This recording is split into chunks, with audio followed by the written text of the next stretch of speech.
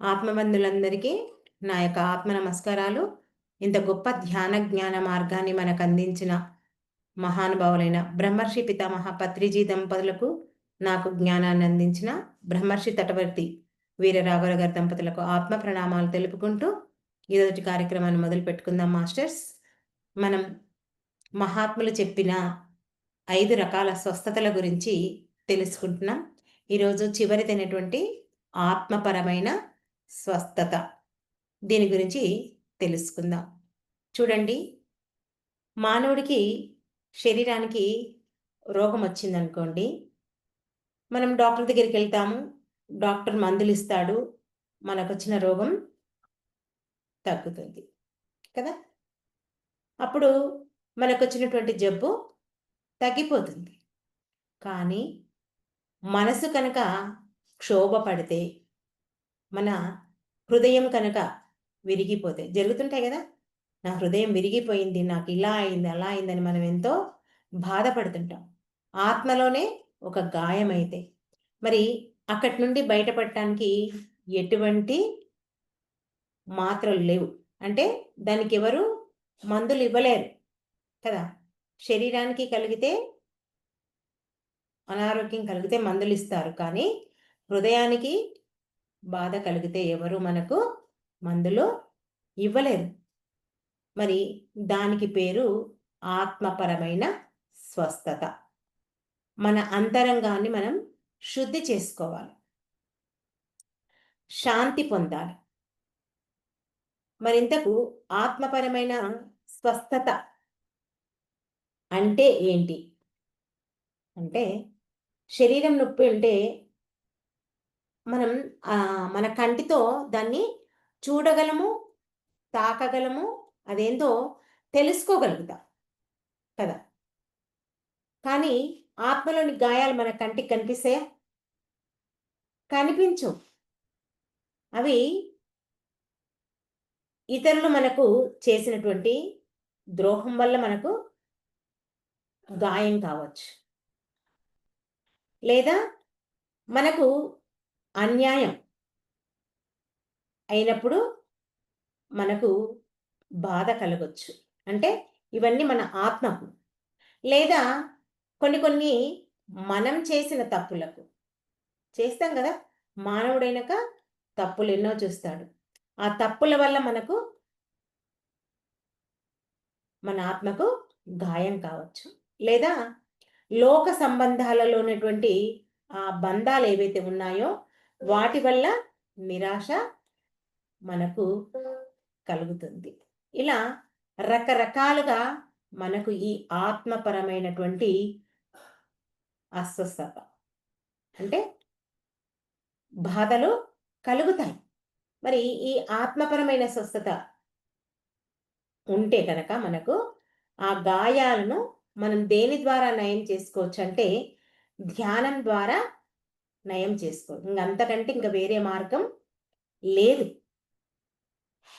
అయితే ఇక్కడ ఇంతకు మన అశాంతికి మూలమేంటి అంటే, మన అంతరంగ కల్మషానికి కారణాలు ఏంటి అని మనం ఒకసారి ఆలోచిస్తే, చూడండి, ప్రపంచంలో ప్రతి ఒక్క మానవుడు కోరేదేంటి? శాంతి కదా. శాంతి తప్ప ఇంకేమైనా కోరుతారా? శాంతి లేకపోతే నీకెన్ని సంపదలు ఉన్నా, ఎన్ని కోట్ల సంపదలు ఉన్నా ఏమీ లాభం లేదు. నీకు ఊర్లో మంచి పదవి ఉండొచ్చు, నిన్నందరూ రకరకాలుగా పొగడొచ్చు. కానీ నీకు ఆత్మశాంతి లేకపోతే తృప్తే ఉండదు. ఈ శాంతి అనేది ఒక అమృతం లాంటిది. అంతే కదా. అది అంత ఈజీగా దొరికేది కాదు. కానీ అది చాలా మందికి దొరకదు. ఏం దొరకదు? శాంతి దొరకదు. ఎందుకంటే మనం చేసే ఆలోచనలు మన ఆత్మను కలుషితం చేస్తాయి. మరి మనకు మనకు కలిగేటటువంటి ఆ ఆలోచనలు, మన ఆత్మని కలుషితం చేసేటువంటి మూలాలు ఏంటివి? ఉంటాయి కొన్ని మూలాలు. మనకు అశాంతి కలిగించే వాటిని మూలాలు అంటారు. వాటిని అశాంతి మూలాలు చెప్పుకుంటున్నాం గదా! అశాంతి మూలాలు అని అంటారు. ఏంటివి? మన ఆత్మకు అశాంతి కలిగించేవి. దానిని అశాంతి మూలాలు అంటారు. ఇక్కడ మొట్టమొదట అహంకారం. మనలో అశాంతి ఏర్పడటానికి కారణం ఏంటి? అహంకారం. ఏంటి అహంకారం అంటే నేనే గొప్ప అని భావించడం. ఈ అహంకారం వల్లే మనిషి ఎప్పుడు తనకంటే తక్కువ వాళ్ళనుకోండి, లేదా తనకంటే అందంగా లేని వాళ్ళననుకోండి, ఎవరినైనా సరే తనకంటే తక్కువ వాళ్ళను అవమానపరుస్తుంటాడు. తాను చిన్నవాడుగా ఉన్నా సరే, పెద్దవాడిలాగా ప్రవర్తిస్తుంటాడు. మరి ఇలాంటి అహంకారం ఉంటే జ్ఞానం అబ్బుతుందా? మనకు తటవర్తి దంపతులు కానీ, పత్రి గారు కానీ చెప్తారు. ఏంటి? అహంకారికి ఆత్మజ్ఞానం అబ్బదు. కదా! అహంకారికి ఉంటే జ్ఞానం రాదు. చూడండి, జ్ఞానం ఉన్నా కూడా మనం అహంకారాన్ని పెంచుకుంటే ఏమవుతుంది? ఉన్నదంతా నశించిపోతుంది. దీనికి ఉదాహరణగా మనం రావణాసురుడిని చెప్పుకోవచ్చు. మరి రావణాసురుడు అపర జ్ఞానవేత్త. 4 వేదాలు చదివిండు, శాస్త్రాలు చదివిండు, అష్టదిక్పాలకులను తన కూర్చున్న సింహాసనానికే మెట్లుగా యేసుకున్నాడు. ఎంతో జ్ఞానవంతుడు. శివుణ్ణి ప్రత్యక్షం చేసుకున్నాడు. ఎంతో ఉంది. కానీ తనకున్న ఒకే ఒక్క చెడు ఏంటి? అహంకారం. ఆ అహంకారంతో పూర్తి సమూలంగా అతడు నాశనం అయ్యాడు. అందుకే ఆత్మజ్ఞానికి అహంకారం రాదు. సంపాదించిండు కానీ ఏం లాభం? చివరికి అంతా కోల్పోయాడు. మరి నెక్స్ట్ అసూయ.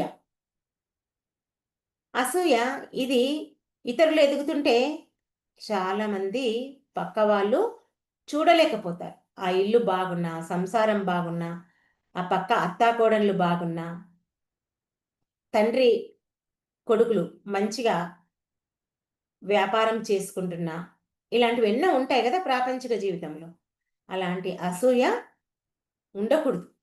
అసూయ ఉంటే ఇతరులు ఎదుగుతుంటే ఎంతో ఓర్చుకోలేకపోతారు. ఆ అసూయ ఎట్లాంటిదంటే, మన హృదయాన్నే కాల్చి నిప్పు లాంటిదంట. అంత పవర్ ఉంటదంట అసూయకు. అందుకే మనం ఎప్పుడూ ఎవరిని చూసి అసూయ పడకూడదు. మరి చూడండి, మహాభారతంలో కౌరవులు, పాండవులు. పాండవులు ఎంతో ధర్మంగా, న్యాయంగా, సత్యంగా ఉండేవారు. కౌరవులు చూసి వాళ్ళ పైన అసూయపడ్డారు. అసూయపడ్డ కారణంగా ఏమైంది? వాళ్ళ వంశమే లేకుండా అయిపోయింది. అవునా కాదా? కాబట్టి మనం ఇక్కడ అసూయ అనేది ఉండకూడదు అనే అర్థం చేసుకోవాలి. మరి ద్వేషం.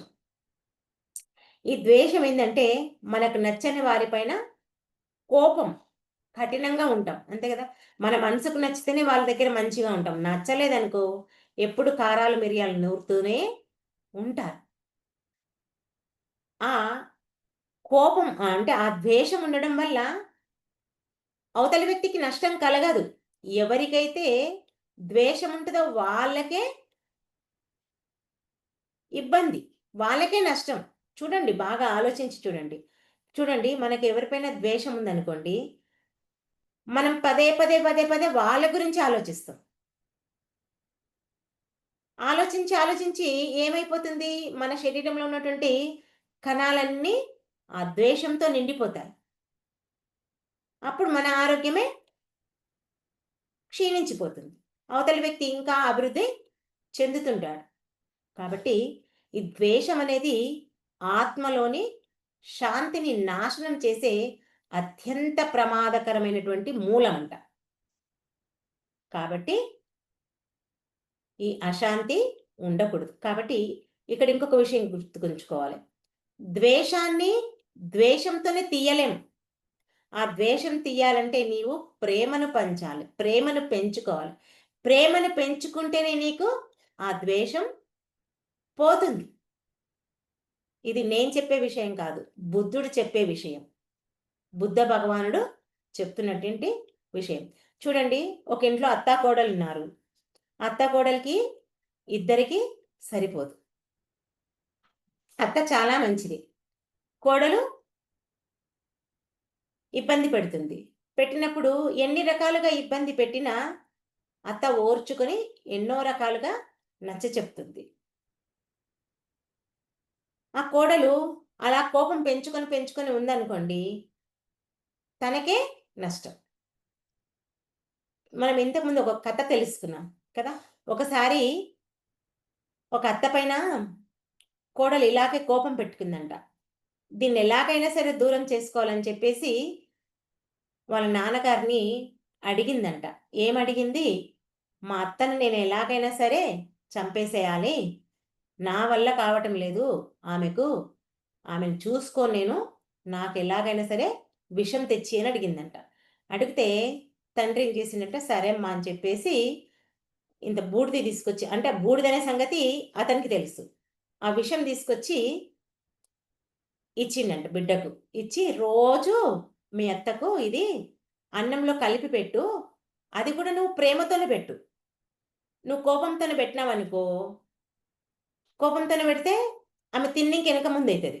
అదే ప్రేమతోనే పెట్టామనుకో, అబ్బో! నా కోడలు మంచిగా పెట్టింది అని చెప్పేసి ఇష్టంతో తింటుంది. మరి ఇది ఈ విషయం ఎప్పుడో ఒకసారి పని చేస్తుంది. పని చేసినప్పుడు ఆమె ఎప్పుడో ఒకప్పుడు చనిపోతుంది. మీ ఇద్దరికి పడరాని సంగతి అందరికీ తెలుసు ఊర్లో కదా! మరి నీ మీదకే వస్తుంది ఈ పాపం. అప్పుడు నువ్వు జైలుకెళ్తావు.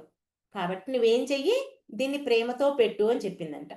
చెప్తే ఈ కోడలు రోజు వాళ్ళ అత్తకు ఆహ్, విషం కలిపినది అన్నము, కూర్చున్న తొనికే ఆహారాన్ని అందించడము అన్నీ బాగా చేసేదంట. అత్త ఆశ్చర్యపోయేదంట. నిన్నటి వరకు ఇలా కారాలు, మిరియాలు నూరే కోడలు ఈరోజు ఇంత ప్రేమగా నాకు కూర్చున్న దగ్గరికి అన్నీ తెచ్చిపెడుతుంది. సరే అని చెప్పేసి ఒకరోజు చూసింది, 2 రోజులు చూసింది, వారం రోజులు చూసింది.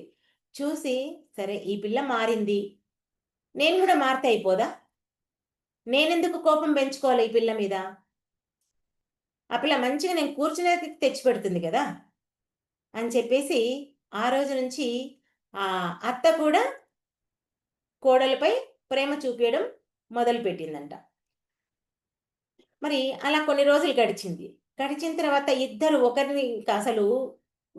ఒకరిని విడిచిపెట్టి ఒకరు ఉండలేని పరిస్థితొచ్చింది. అంత ప్రేమ పెరిగిపోయింది అత్తాకోడళ్ళ మధ్యలో. ఆ ప్రేమ పెరిగే వరకు ఈ కోడలికి ఫికరయింది. ఫికరయ్యి ఎలాగైనా సరే మా అత్తను బతికించుకోవాలని, నేను ఇన్ని రోజుల నుంచి విషాన్ని ఇస్తున్నాను కదా! మరి ఆమె చనిపోతే నేను ఇంత మంచి అత్తను దూరం చేసుకున్న దాన్ని అవుతా కదా! అని చెప్పేసి ఆ కోడలు మళ్ళీ తండ్రి దగ్గరికి పొయ్యి, ఎలాగైనా సరే నువ్వు విరుగుడు మందు తెచ్చి, మా అత్త చాలా మంచిది. నన్ను చాలా ప్రేమగా చూసుకుంటుంది. నేను అర్థం చేసుకోక ఆమెకు ఇది జేశాను, అన్యాయం చేశాను నాన్న అని చెప్పేసి చాలా ఏడ్చిందంట. ఏడిసి అప్పుడు తండ్రి అన్నాడంట, "అమ్మా! అది విషం కాదు తల్లి. నేను తెచ్చిచ్చింది ఒక విభూతి. కాబట్టి మీ అత్తకేం కాదు. నాకు తెలుసు మీ ఇద్దరూ మంచిగుంటారని. అది నీకు అర్థం కావడానికే నీకిలా చేశాను" అని చెప్పాను. అలా మనలో ద్వేషం ఉంటే కూడా మనకే నష్టం. ఆ ద్వేషంతో ఎప్పుడూ మనం దూరం చేసుకోలేము. ప్రేమను పొందలేము. కాబట్టి మనం ఎప్పుడూ ప్రేమతోనే ఉండాలి. ఆ ప్రేమే మనల్ని ఆత్మశాంతిగా ఉండడానికి కాపాడుతుంది అనే విషయం ఇక్కడ మనం అర్థం చేసుకోవాలి. నెక్స్ట్ మోహం. తాత్కాలికమైనటువంటి విషయాలను చూసి అవి శాశ్వతం అనుకోవడం. ఏంటివి తాత్కాలికము? అంటే మనం సంపాదించే డబ్బు. మనకున్నటువంటి మానవ సంబంధాలు. భార్య అనుకో, భర్త అనుకో, పిల్లలనుకోండి, తల్లిదండ్రులు అనుకోండి, అత్తమామ అనుకోండి, ఇలా ఎన్నో రకాల బంధాలు ఉన్నాయి మనకు కదా. ఆ బంధాలన్నీ మనం శాశ్వతం అనుకుంటున్నాం. చివరికి ఈ నశించిపోయే శరీరాన్ని కూడా శాశ్వతం అనుకుంటున్నాం. తెలుసు మనకు ఇవన్నీ మనకు ఈ బంధాలు శాశ్వతం కావని తెలుసు. మనం సంపాదించే డబ్బు శాశ్వతం కాదని తెలుసు. ఏవి శాశ్వతం కాదని తెలుసు. కానీ మనం ఏం చేస్తాం? అవే శాశ్వతం అనుకుని వాటి మీదే మోహాన్ని పెంచుకుంటున్నాం. మరి ఈ మోహం వల్ల కలిగే బంధాలు మనకి ఏమిస్తాయి చివరికి అంటే దుఃఖాన్ని ఇస్తాయి. అంతే కదా? దుఃఖాన్ని తప్ప ఇంకేమైనా ఇస్తాయా మనకు? ఏమీ ఇవ్వవు. చూడండి, ధృతరాష్ట్రుడు కొడుకులంటే ఎంత ప్రేమ! ఒకరు కాదు, ఇద్దరు కాదు, 100 మంది పుత్రులు. మోహాన్ని పెంచుకున్నాడు కదా. ఆ మోహంలో పడి తన కొడుకులు చేసే తప్పిదాలను కూడా అతడు సవరించలేదు. మరి అవతల పాండవుల యొక్క పుత్రులు కూడా తన పుత్రులే కదా. తన రక్తం పంచుకొని పుట్టకపోయినా తన వంశానికి సంబంధించిన వాళ్ళే. అయినా సరే వాళ్ళ మీద ద్వేషము, తన పుత్రుల మీద మోహం. దానివల్ల ఏమైంది? ఒక్క పుత్రుడు కూడా మిగల్లేదు. కాబట్టి మరి ఆ కురుక్షేత్ర యుద్ధంలో అందరినీ కోల్పోయాడు ధృతరాష్ట్రుడు. అందుకే మనం మోహాన్ని కూడా ఉంచుకోవద్దు. నెక్స్ట్ భయం. ఇక్కడ భవిష్యత్తుపై అనిశ్చితి. అంటే రేపేమవుతుందో మనం చెప్పలేం కదా. రేపటి వరకెందుకు? ఈ క్షణం తర్వాత గూడా ఏమవుతుందో మనమేమీ చెప్పలేం. కానీ ఆశ మనిషికి. ఏదో సంపాదించాలి, చెయ్యాలి, ఉండాలి, మనం శాశ్వతంగా ఉంటామని ఆలోచన.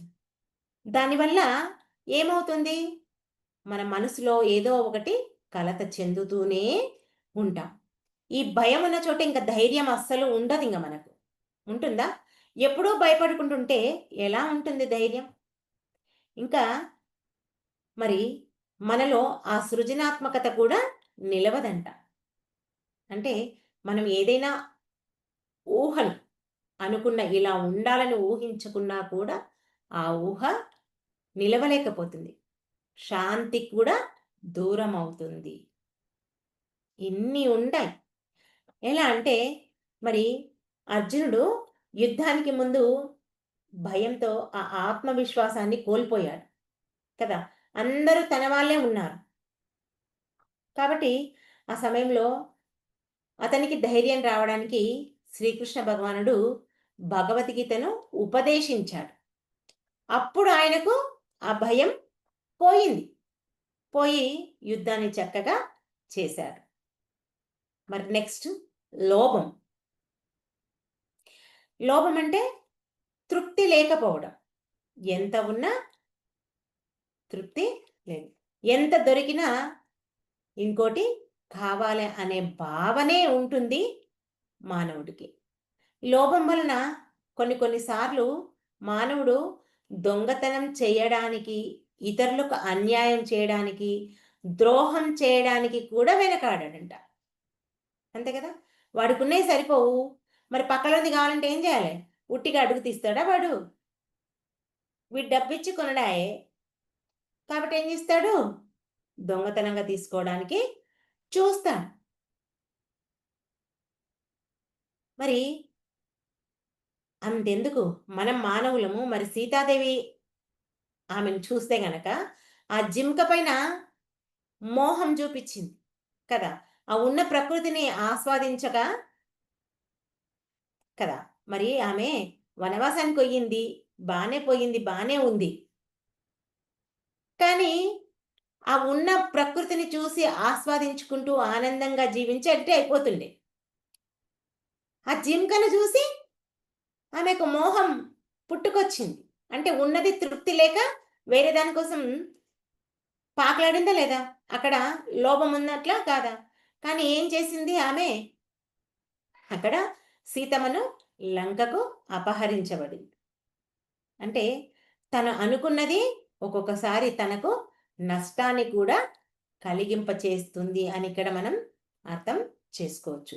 అది ఎందుకు జరిగింది అనేది తర్వాత విషయం కానీ, ఫస్ట్ ఇవన్నీ వస్తాయి. ఉన్నదాంతో తృప్తిగా ఉంటే అయిపోతుండే గదా! అని అనుకుంటాం కదా మనం గూడా. మరి ఆమె గూడా అట్లనుంటే బావుంటుండే గదా! అని ఒక ప్రశ్న మనకు ఉత్పన్నం అవుతుంది. నెక్స్ట్ కామం.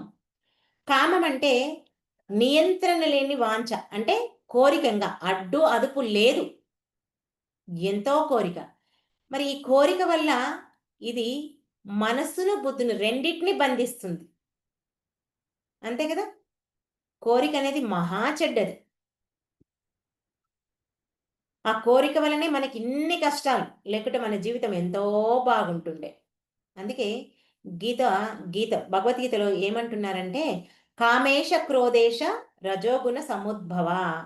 అంటే కామము, క్రోధము అశాంతి యొక్క ప్రధానమైనటువంటి మూలాలు అని చెప్పి చెప్తున్నాడు. ఇక్కడ మనకు అశాంతికి మూలాలేంటివి? అహంకారం, అసూయ, ద్వేషం, మోహం, భయము, లోభం, కామం. ఇవన్నీ కూడా మన హృదయంలోని అశాంతికి మూలాలు. ఇవి మనం మొట్టమొదట తొలగించుకోవాలి. మనం ఎంత చదివినా, ఎంత జ్ఞానాన్ని సంపాదించినా, ఆ! ఎంత ధనాన్ని సంపాదించినా, ఎన్ని పేరు ప్రఖ్యాతులు సంపాదించినా, మనం ఎంత భక్తి పాటించినా, ఎంత సాధన చేసినా, వీటిని మొట్టమొదట మనలో నుంచి తొలగించుకోవాలి. తొలగిస్తేనే మనకవన్నీ వస్తాయి. మరి శాంతిని పొందే మార్గాలేంటివి? ఇవి అశాంతికి మూలాలని చెప్పుకున్నాం. మరి శాంతికి కూడా పొందాలి గదా! శాంతి పొరగాలంటే ఏం జేయాలి? మన స్వీయ పరిపాలన. అంటే మన యొక్క లోపాలను మనం చూసుకోవాలి. గుర్తించాలి. ఎలా గుర్తిస్తాం మనం? అంటే దానికే రమణ భగవానుడు చెప్పినట్లు విచారణ. విచారణ చెయ్యాలి. ప్రతిరోజు కొంత సమయాన్ని మనం ఉదయం నుంచి రాత్రి వరకు ఏం చేశాం అనేది మనం మాట్లాడిన మాటలు, ఆలోచనలు, ప్రవర్తన. మూడింటిని విచారణ చేసుకుంటే ఆ స్వీయ పరిపాలన అనేది మనకు జరుగుతుంది. అప్పుడు మన లోపాలను గుర్తించుకుంటాం. వాటిని సరిదిద్దుకుంటాం. తర్వాత రోజు ధ్యానం చెయ్యాలి. తర్వాత మనం క్షమాగుణాన్ని పెంచుకోవాలి. ఎవరైనా తప్పు చేస్తే మనం క్షమించడానికి చూడాలి. ఇంకా కరుణ ఉండాలి. తర్వాత ప్రతిరోజు కొంత మౌనం పాటించాలి. ఇవన్నీ చేస్తేనే మనలో ఆ ఆత్మ స్వచ్ఛత అనేది ఏర్పడుతుంది. ఈ అశాంతి మూలాలు ఏవైతే ఉన్నాయో వాటన్నిటిని తొలగించాలి. ఆ అశాంతి పోతేనే మనకు శాంతి అనేది వస్తుంది. కాబట్టి మనం ప్రతిరోజు మన జీవితంలో ఈ మూలాలను జాగ్రత్తగా అహంకారం, కోపం, అసూయ, భయము, ద్వేషము, కామము వీటన్నిటిని ప్రతిరోజు జాగ్రత్తగా గమనించాలి. గమనించి వాటిని దూరం చేస్తే గనక మన ఆత్మలోనూ, సమాజంలోనూ శాంతి నిండుకుపోతుంది. అంతే కదా! ఫస్టు మన లోపల. మనం మారితే పక్కోడు మారతాడు. చెప్పుకున్నాం గదా! మనం ఈ బుద్ధిపరమైన స్వస్థత, సంఘపరమైన స్వస్థత ఇవన్నిట్లో రోజు చెప్పుకుంటున్నాం మనం. ఫస్ట్ మనం మారాలి. మారితేనే పక్కవాడు మారడానికి అవకాశం ఉంటుంది. చూడండి మరి ఒక ఊర్లో కూడా ఒకాయన రామయ్య అనే వ్యక్తి ఉండేవాడంట. ఆ రామయ్య కూడా మనలాగానే ఇట్లే రోజంతా దేని గురించో దాని గురించి బాధపడుతుంది. పొలంలో ఎంతో కష్టపడి పని చేసుకునేవాడు. ఎంతో డబ్బు సంపాదించాడు. కానీ ఆయనకెప్పుడు అసంతృప్తే.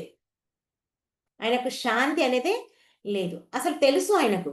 నేను ఇంత సంపాదిస్తున్నా, నా జీవితం ఎందుకు ఇంత కష్టంగా ఉంది. నేనెందుకు ఆనందంగా ఉండలేకపోతున్నాను అని చెప్పేసి అతను ఆలోచించుకుంటూ ఉండేవాడంట. మరి ఒకరోజు వాళ్ళ ఊరికి ఒక సాధువు వచ్చింట. మరి సాధువుల దగ్గరికి వెళ్తే వాళ్ళకు ప్రశాంతత దొరుకుతుందని ఒక ఆలోచన ఉంటుంది కదా! మనకైనా అంతే కదా! దీనికి ఎవరైనా ఒక మార్గం చెప్పింటే బాగుండని ఆలోచిస్తాం కదా! అతను కూడా వెళ్ళి అతని యొక్క కష్టాన్నంతా చెప్పుకున్నాడంట. అప్పుడు ఆ సాధువు ఏం చేసిండంట, ఒక గాజు పాత్రలో కొంత మట్టి, కొన్ని నీళ్లు పోసి పెట్టిండంట. పెట్టి ఇది చూడు ఎలా ఉంది అంటే, చానా ఎట్లుంటుంది మట్టితో అసలు చూడబుద్దవుతుందా? అంత మురికిగా ఉంటుందంట. చూడు ఇప్పుడు నీ మనసు కూడా ఇలాగే ఉంది. ఇది తటవర్తి సార్ గూడా మన క్లాసుల్లో చాలా సార్లు చెప్తాడు. ఈ 2 కలిపింది మట్టి, నీరు కలిసి ఎంత మురికిగా ఉంది, నీ మనసు కూడా అలాగే ఉంది అని చెప్తాడంట. సరే అని చెప్పేసి కాసేపు అలాగే ఉండి, కాసేపయిన తర్వాత ఇప్పుడు చూడు అని చెప్తాడంట. అప్పుడు ఆ మట్టంతా కిందికెళ్ళిపోతుందంట. నీరు స్వచ్ఛమైన నీరు మాత్రం పైనికొస్తుందంట. ఇప్పుడు చూడు నీవు కూడా ఇలా కాసేపు కామ్‌గా ప్రశాంతంగా నీ మనసు పైన నీవు ధ్యాస పెడితే, నీ శ్వాస పైన నువ్వు ధ్యాస పెడితే, ధ్యానం చేస్తే, నీ మనసు కూడా ఇలా స్వచ్ఛంగా అవుతుంది. అప్పుడు నీకు ఎలాంటివి ఉన్నా నువ్వు తట్టుకోగలుగుతావు అని చెప్పేసి చెప్పాడంట. అప్పుడు ఇంక ఆ రోజు నుంచి ఆ రామయ్య ప్రతిరోజు ధ్యానము, ఆ! సాధన, స్వాధ్యాయము, సజ్జన సాంగత్యము, మౌనము ఇవన్నీ చేస్తూ ఎంతో ప్రశాంతమైనటువంటి జీవితాన్ని జీవిస్తుండేవాడంట. మరి అలా ఎవరైతే జీవిస్తారో వాళ్ళ లోపనే ఈ ఆత్మపరమైన స్వస్థత ఏర్పడుతుంది. మరి మనం కూడా అంతే. ఇంకేం లేదు చేసేది. మనకు ఆత్మపరమైన స్వస్థత కావాలంటే నువ్వు బయట ఏం మార్చినా మారదు. మారేదంతా నీ లోపలనే. నీ లోపలే ఉంది. మన పక్కోడు, ఎదుటోడు ఇది కాదు. మన లోపలే ఉంది. అందుకే ఎదుటివాని వైపు చూసి ఇలా నీవు తప్పు చేశావని ఈ ఒక్క వేలు చూపించేటప్పుడు ఆలోచించుకోవాలి. ఈ ఒక్క వేలు ఎదుటి వ్యక్తి వైపు చూపిస్తే మిగతా 3 వేళ్ళు నా వైపే చూపిస్తున్నాయి అని ఫస్ట్ మనల్ని మనం సరిచేసుకోవడానికి చూడాలి. అప్పుడే మనం బాగుపడతాము. ఇతరుల బాగు కోసం ఆలోచిస్తాం. ఇలా మనం ఈ ఆత్మపరమైన స్వస్థత తెచ్చుకోవచ్చు. కాబట్టి మనందరము ప్రతిరోజు సాధన చేస్తూ ఈ ఆత్మపరమైన స్వస్థత తెచ్చుకుందాం. Okay masters. ఈ అవకాశం నాకిచ్చినందుకు మీ అందరికీ నా యొక్క కృతజ్ఞతలు. Thank you, thank you, thank you. ఈ రోజుతో 5 రకాల స్వస్థతలు పూర్తి అయినాయి. మనందరం ధ్యానంలో కూర్చుందాం 2 నిమిషాలు. అందరూ శ్వాసపై ధ్యాస ఉంచి ధ్యానం చేద్దాం.